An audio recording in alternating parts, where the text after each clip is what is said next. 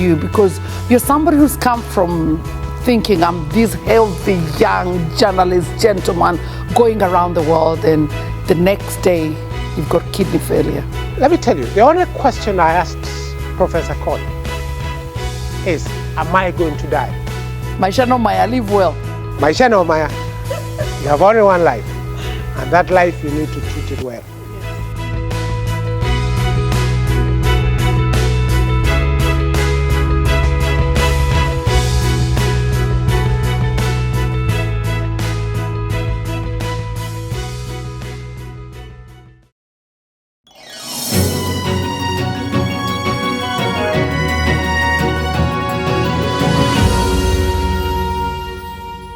Hello viewers, welcome to Diaspora Speak. Janet Wainaina here, 2024. Happy New Year to all of you. And we start with a big bang here in the studio because we have Gakuru Macharia, who has been such a journalist in the United Kingdom for the many years I started doing journalism. Actually, I would say for the last 20 years, I've known him as a journalist. Let's talk about Gakuru, your journey as a journalist in the UK.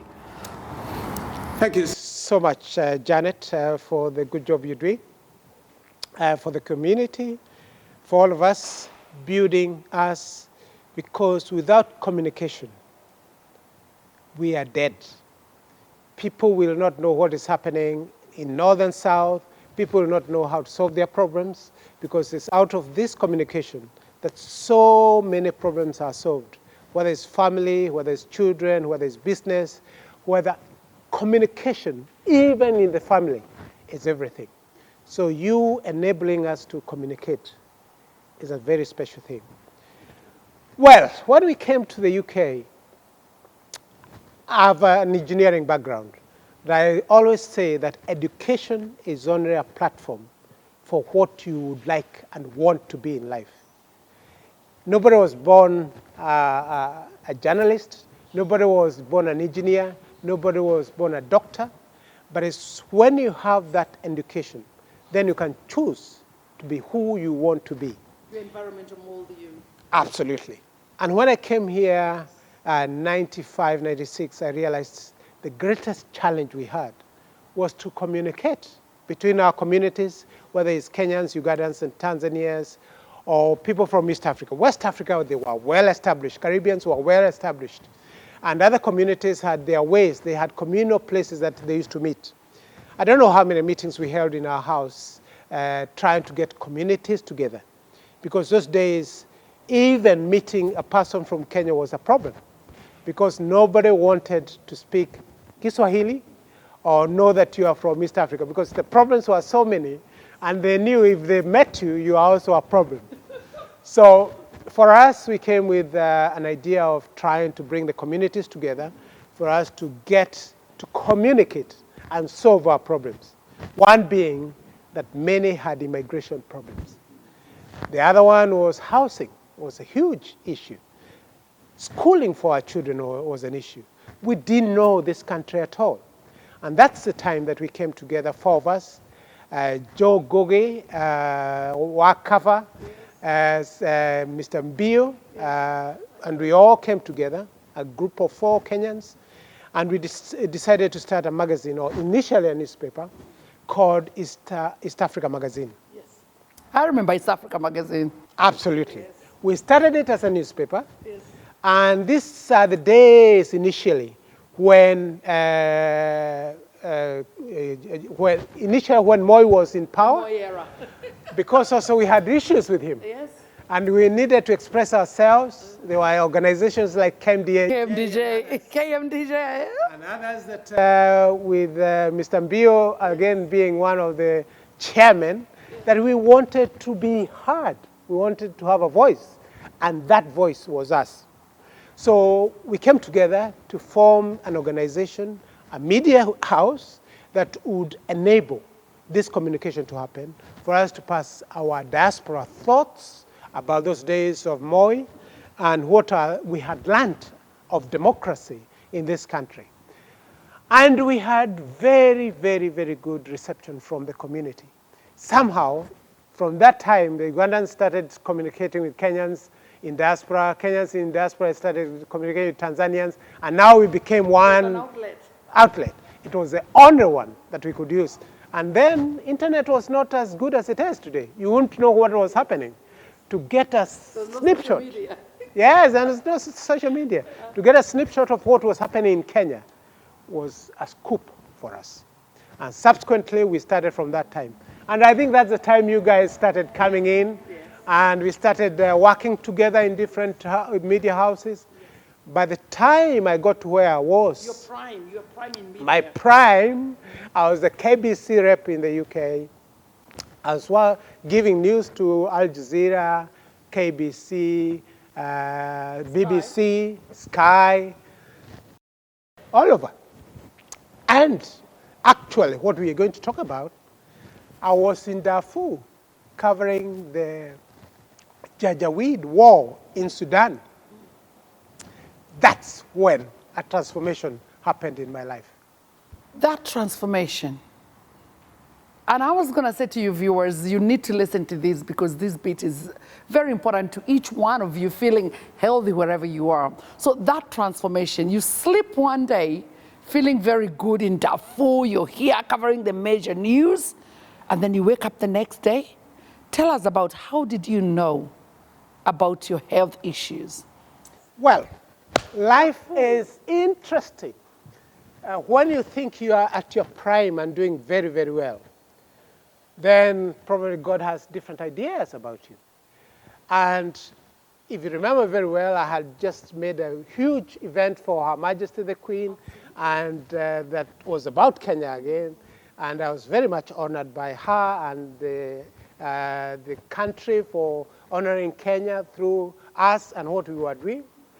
But again, God has his own plans. I think the Bible says that God's plans are not man's plans. So I was covering Janjaweed story in Darfur, South Sudan, Southwest Sudan. And I had left London, and we had also an African Union meeting in Khartoum. So I did what I was supposed to do in Khartoum, very, very successful, meeting people like Gaddafi, interviewing them, meeting Kenneth Kauda, meeting this guy called Mugabe. And you are a powerhouse. It just came to you. Yes, yes. We had great interviews there, which I even didn't broadcast. Can you imagine? Because after going to Darfur, visiting these camps of people who are displaced, visiting the museum in Darfur and other places around there for a week, the last day, I couldn't wake up. Really? Absolutely. I was very, very unwell. What did you feel you say you couldn't wake up, but had you not been feeling unwell and pushing yourself the way men do all the time? There might have been some symptoms, some thoughts, some things that indicated something was wrong. Signals. But I was too busy. My head was focused. I had things to do. I had a mission that I had been commissioned by the sponsors to cover. And I was also paid, and paid well. And the journey that I was going for was all paid for, and everybody was looking after me. And I remember that these symptoms were so strong that the good thing that this was our last day. And therefore, in the evening on the day, we got into a Fokker plane, I think it was Fokker 50, in Darfur, and we were back to Khartoum, and the next day, I was on my way to London. Yes. I was very unwell, but still I recovered a bit. Yes. And after I came to London, I didn't go to the hospital straight away because I felt, I was slightly much better. It was just a fever from Darfur, and probably there was mosquitoes in this part of the world. Yeah. Maybe it was. But after a meal with the family. Now I'm back to London. Now we're having a meal. I've not been with them for about 2 or 3 weeks. Now I'm back. I started vomiting around 3 o'clock, 4 o'clock in the morning. I actually remember I crawled to the toilet to vomit. And it was so intense that I knew, really, was something that was extremely wrong. Well, you suspect the Chinese was not right, maybe some bag that you picked up from Darfur or the travels, but it was none of those. That very morning, my wife took me to Queen Elizabeth Hospital. All the tests were done. It was a busy time. So they couldn't even find a bed for me initially. It was that difficult. I was supposed to be in ICU, but I was taken to a ward for a night. And the next day, I was in ICU.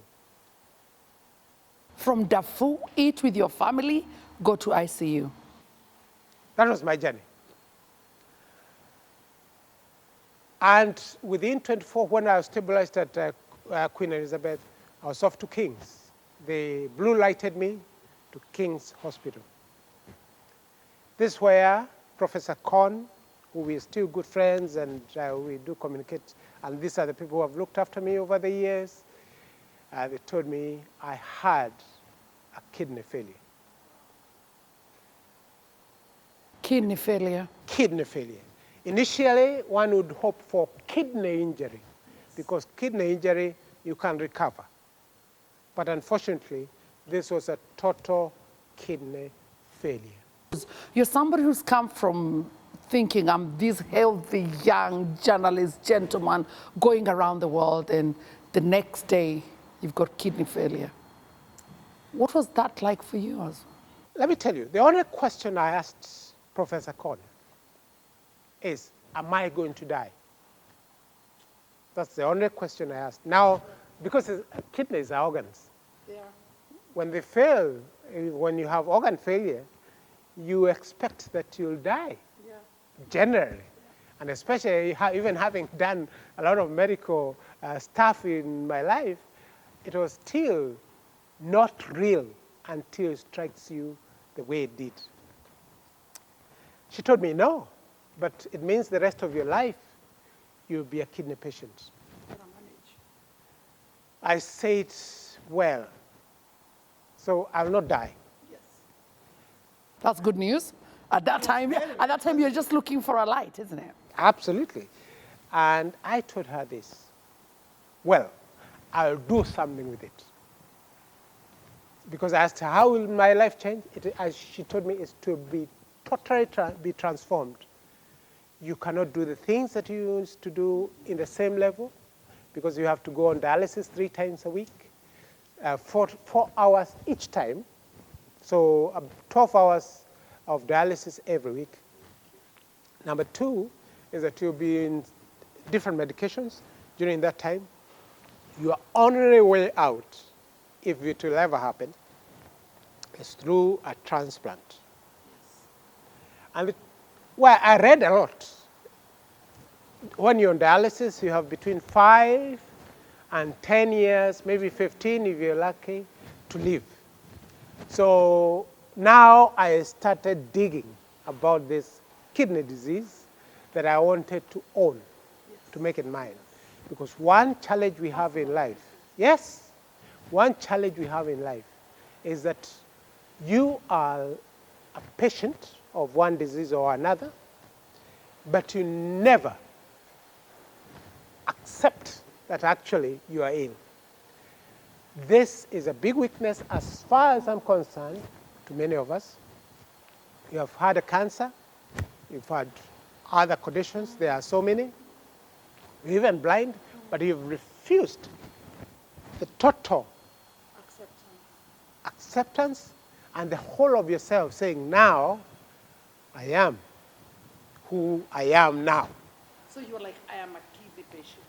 So I took it positively, and I decided if I could make myself to go to Darfur, if I could make myself the journalist I was, I could make myself a champion of renal disease if I will never be able to live it. Then I better be the best that this disease can offer as a patient. And my thinking was, what do I do with it?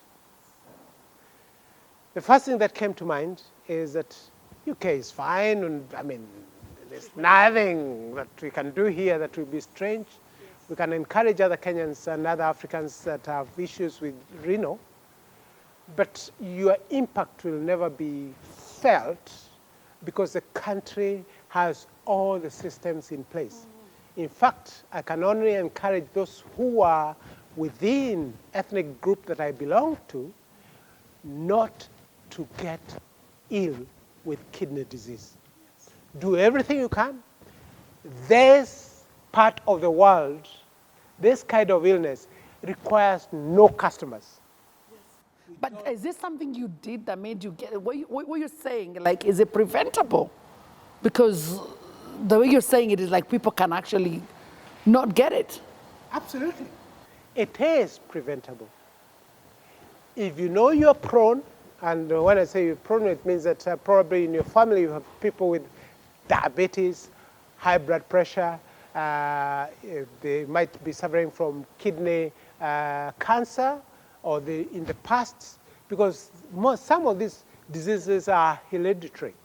They are passed from one generation to the next one. So if you know that, you can delay the time that you get this disease. But one thing that I must tell and say it loud as I can is that two things that are very, very important to note on this disease. One, high blood pressure. Africans, black people are so prone to it. And one reason is probably we had too much pressure.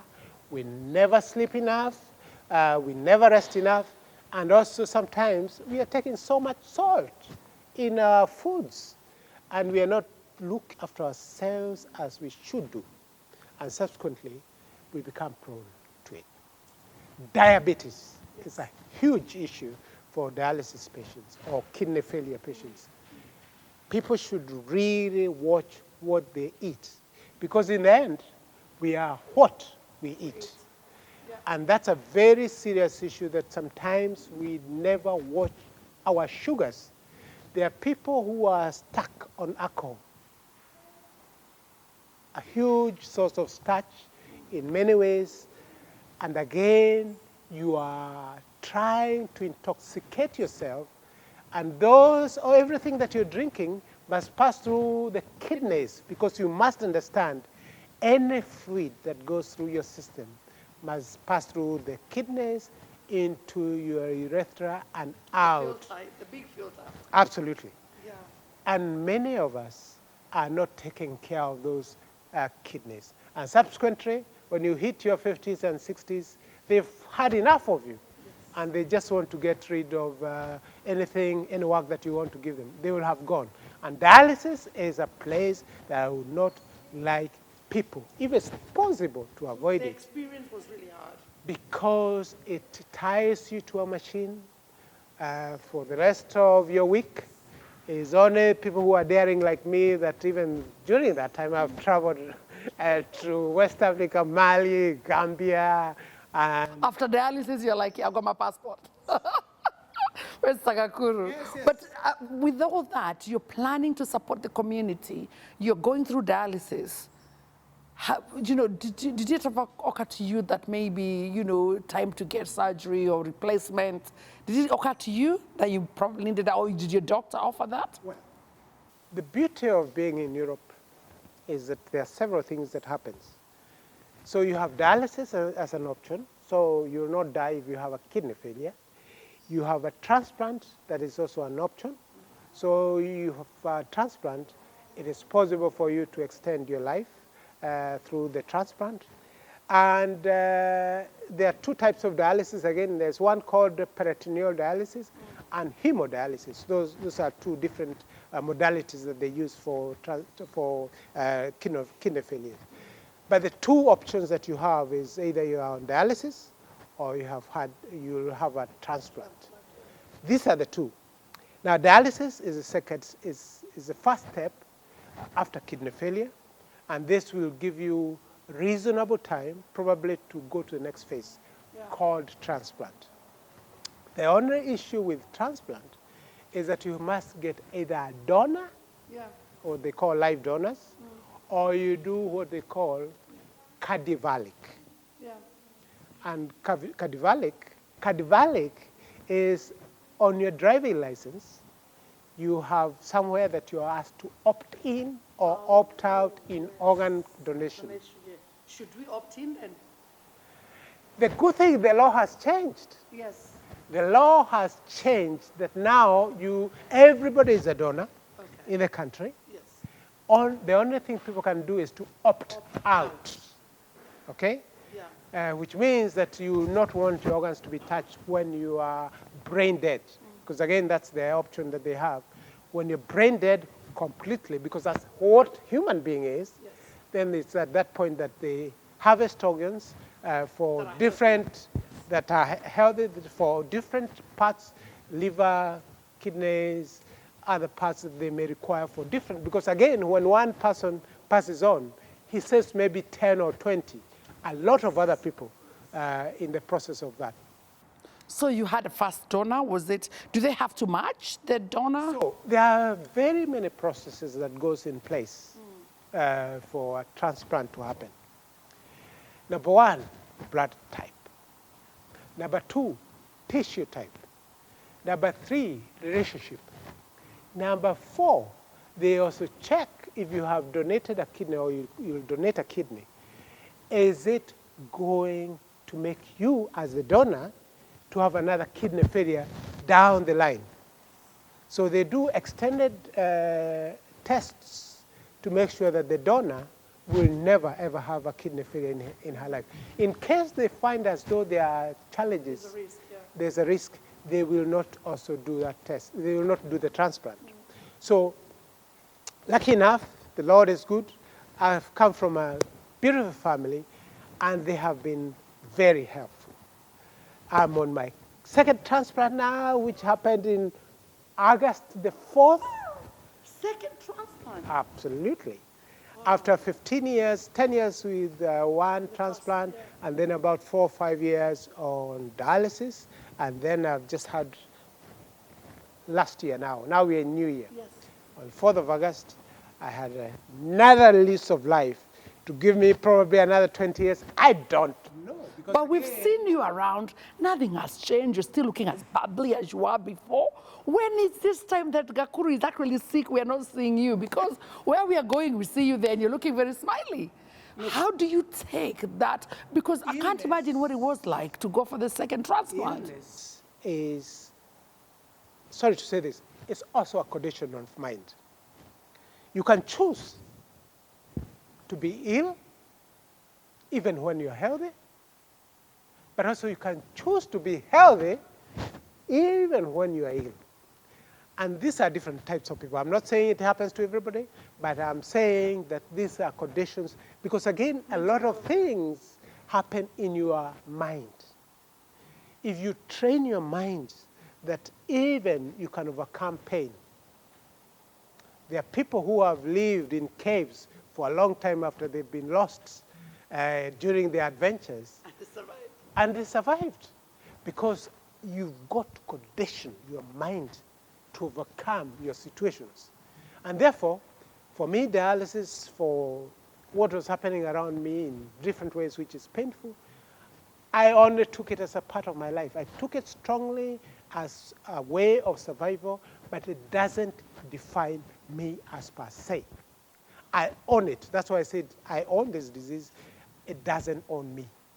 And that's a lot of difference between the two. But also having people around you who sees your worth to be able to donate their kidney to you. This is the second time as well, family. That is very special, isn't it? Because I can believe there are people who would want to have it, but they will never get that chance. Janet, we may not understand life in totality, but God has a purpose for each and every one of us. Sometimes you don't know why you survive. During this time of 15 years that I've been a kidney patient, we've lost quite a lot of my friends. But I don't know why God reserves me in one way or the other, that now I have a new lease of life. And this lease of life is God himself, through the love of the people that I've been born with, through the love of people that are around me, through the love of the community, because in many ways, a good relationship with the people that are around you it makes your life longer. It elongates your life. It makes your life worth living. Because sometimes when you don't see the reason for living, also your brain starts shutting down. And therefore, it's that love, that special association with the people that relates to you initially and people who are around you that gives you that special connection. And this is a challenge I would like to pass over there. Do not let somebody that you know suffering around you to suffer when you can do something about it. If it will not extensively change your life, Do something. do something. I think it's very, very important. And this country, however much we talk about it, this country has very special people, not just for the way they do things, because there are people who donate their kidneys. Not that they are related to the donors. Just somebody walks in the hospital. For somebody who needs. Absolutely. Just walk to the hospital. And I've met them. They walk in the hospital, they donate the kidney, and say, look, I want to donate my kidney for somebody else, and then they just walk away. That's really quite spiritual, to be honest, that somebody can just say, I will give. I will give somebody a lease of life. You have a new lease of life. Second time kidney transplant. It's unbelievable, but awesomely beautiful. And I hear you're running a campaign now. You're like, wow, I've got to get this running. Talk to me about what you're doing with your time right now. Because you're walking, you're looking healthy, you're drinking your water. So after that, what are we doing? What is the purpose right now? Life is interesting, and it does not exist until you create it. Life is what you create. What you do with your media is your life. And you make it as interesting, as conducive to you, and as enabling as much as it can to help other people understand what is happening in this life. As I told you, when Professor Kohn told me this is a life that I will never live, I decided that I'll own it and do something with it. Out of it, we have trained doctors in Kiambu. We've trained those we brought in the UK through some connections that we have and scholarships that we attained. We've trained people in Egypt through Professor Gamal. There are people who have trained there. We've trained people in the US. We've been there, and the doctors also have come to Kenya.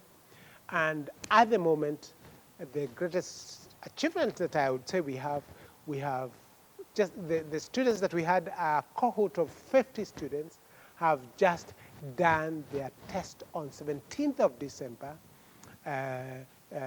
online initially. Then we have a group that passed very well, will go to China for hands-on, and then they'll be doing observation training in China until they finish their courses. And now from there, we are recruiting 100 more. Wow. These are specific nurses that we did, but we are going to do nurses and doctors, and specifically renal, specifically kidney disease. That's where we specialize. That's what God called me to do. Wow. So He called me to do. So if there's a doctor somewhere who want to specialize in renal care, they can register, or does it have to be somebody who has not gone to university, starting from zero? How are you recruiting the cohort? Because this is exciting and interesting for a lot of people, because it's not a new area, but it's an area we have not understood. Look, let me first talk about something that saddens me as a Kenyan. Our country, I live in diaspora. I have access to quite a lot. I exposed myself to Renal, so I have a lot of knowledge in Renal. I have a lot of connections in Renal. I have a lot of people that I speak to that want to help our country. Unfortunately, our country does not embrace anything that has not come with a checkbook.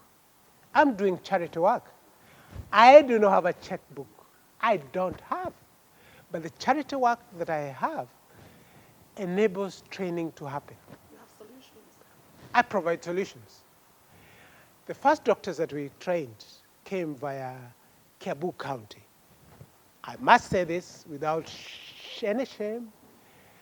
Governor Kabogo and his medical team, Dr. Jonah and the rest, did a good job and understood the problem that Kenya had or Kiambu had, and they trained their doctors. Even today, they are still working in Kiambu.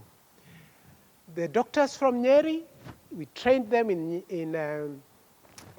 Egypt. They also understood, and that was initially with Governor Gakuru and others that worked with him, and we managed to do quite a bit, and others in Nakuru.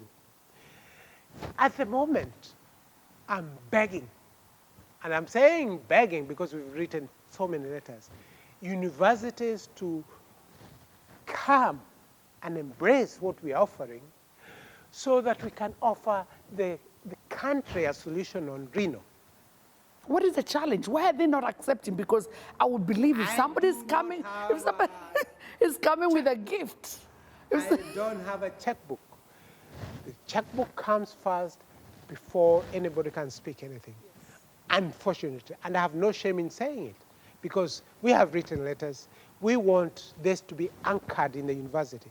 The good thing is, it's happening somehow, somewhere. I'm just doing an MOU with one of the universities, whereas we have 2 or 3 others that we have. This is groundbreaking. I'm just wondering where somebody would say no to this, because why it's groundbreaking. Kenya is having a problem even with a lot of alcoholism. So the kidney problems are rising big time.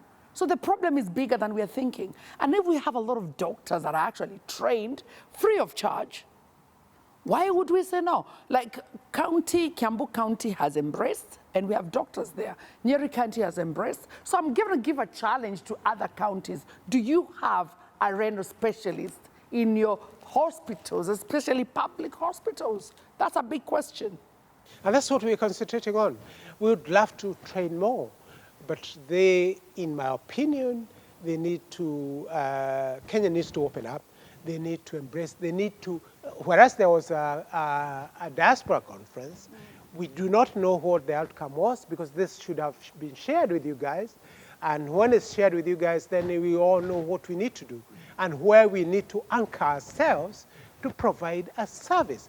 And even if there is a diaspora desk, why have some of these things not been communicated to people like you who are known in the UK as anchor for information, so that they can be shared and us to make a contribution? Now, having said that, I'm out and about, as you said, trying to talk to people about health. I would not like another candidate for kidney failure. We would not also like to see other people falling in the same traps. Telling people, as I did in the function that we attended together, that people, as they work hard, they want to work smart and work without killing themselves. Because in the UK, even when we talk about diaspora, we know 7.5 hours is never enough to take care of our bills and other things that we are trying to help and raise for 10 people back home, yes. But again, you'll do all that and then leave everything behind. So I'm trying to tell people, come on, be mild with what you're doing, because it can also go the other way, the wrong way. Maisha no Maya, live well. Maisha no Maya. You have only one life, and that life you need to treat it well. Yes. So the campaign for training is on. We've done the 2023, 50 students. Now we're looking to 2024. As time goes by and the year goes on, we will start recruiting. How can people get involved? How do you recruit? Is there a registration form? Is there a website? The good thing is quite a lot of people know what we do. So the Nursing Council, Kenya, the nurses, they get together.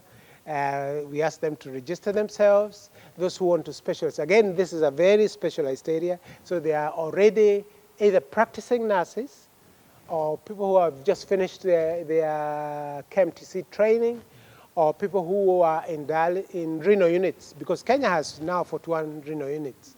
Those who are in that level and they would like to advance themselves, then those are our students, because this is a specialized area and very specific.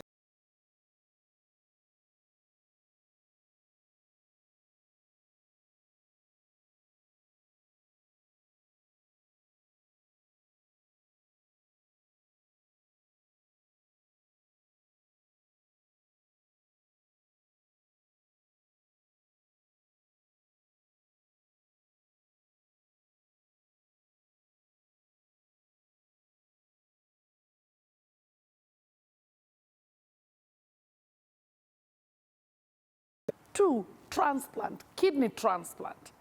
We're complaining about our health, but I'm talking about an ambassador, a champion who's rising up and telling us we need to do something about our health. But more so, we need to be actively involved. So make sure that you're listening today, because we want to have more of you being aware about what to do in a kidney situation, about what to do in health. We need you to know about what you do with your diet, because again, most of this is to do with your diet. Know your family history. What conditions have your families been going through that you haven't even taken thought of? There's so much that we can say about what you need to do. And as we start the year this year, we are starting with challenges like this, looking at a champion like Gakuru Macharia, still dealing with his health issues, but stopping them aside to make sure that you get to listen.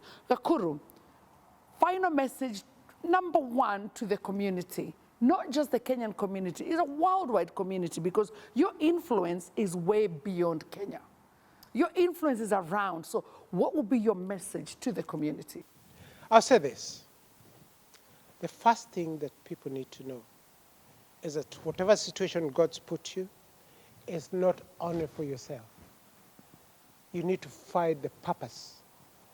Why are you there? I'm talking more of the people that have had different experiences in health, for example. Because sometimes we shy away on something that would have helped somebody else. There are things that us as Africans, because of where we've come from, where I have come from, if I had kidney failure like me, they will say I've been bewitched. The others who will say, oh, what did he do to his great-great-great-grandmother and grandfather? They will start thinking from that angle. And the others who will say, oh, you sinned against God. They are there. And the others who will find every reason to give an excuse. But that's all not important. What is important is where you are, that platform that you have, what are you doing with it? The past is not in us. The future is more important. Whether people will say X, Y, Z, W, Z, X, Y, that's their own problem. What is important is what do you do with what you've been given? We want more charities. It's unfortunate that we don't have many people coming out saying, well, I had prostate cancer, I want to champion this one for the sake of others, that they don't get to the same hole as I did. The others who have different kinds of illnesses, why don't you stand up and say, yes, I'll champion this one for the sake of other people? Because, again, our society is how we build it. This country, people stand for a dog. They champion, or even a cat, they champion the role of that cat, or the role of that dog, or a horse as a charity. And they are able to look after that to the end. And they build hospitals, they or build a nursing home for a dog or a cat or a horse, how much more should we do for ourselves? The second thing that is very important is that we must all go for checkups. Don't ignore that letter that you got from the GP. Ignore the signs, you deal with them. Consequences. Consequences.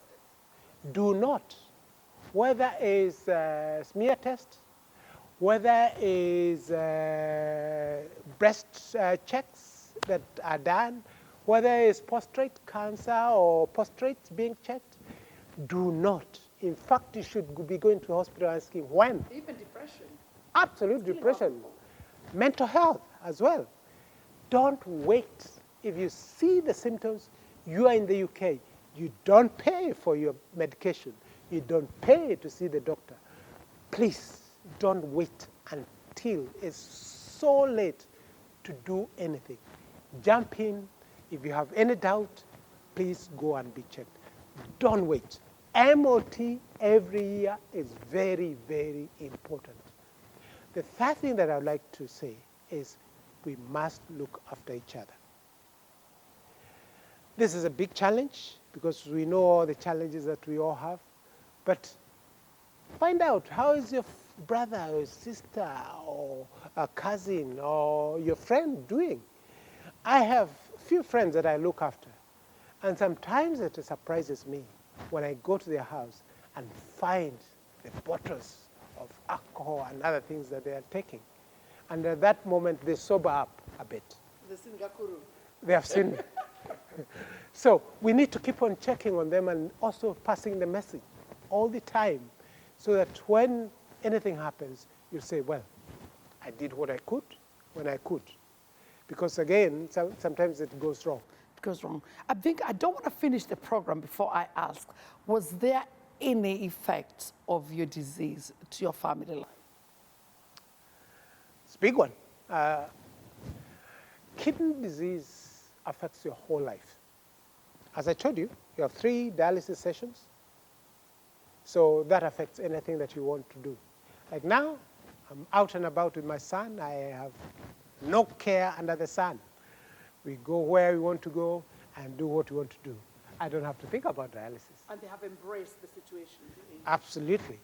Again, it's an issue of you discussing, it's an issue of conversation, it's an issue of them understanding you, it's an issue of you, them seeing what you're going through and probably understanding.